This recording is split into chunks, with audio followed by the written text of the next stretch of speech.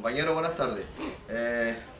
Hoy vamos a hacer un tutorial de la BMW K1600 GTL por un problema que tiene, que es que cuando frena las pastillas se han cristalizado y la verdad es que suena estrictamente como un autobús o como una guagua, como dicen en otras partes de aquí de España.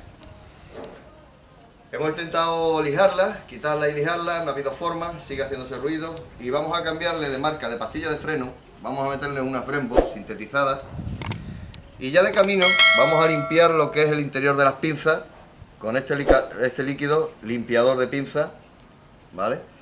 Porque me da la sensación que cuando se ha llevado a los talleres a que se le cambien las pinzas, en ningún momento le han limpiado lo que es el interior de la pinza, por la porquería y la suciedad que tiene dentro. Y es conveniente hacerlo para quitarle cualquier resto de grasa que tenga tanto el disco como la pinza, ¿vale? Bueno, pues empezamos con el tutorial.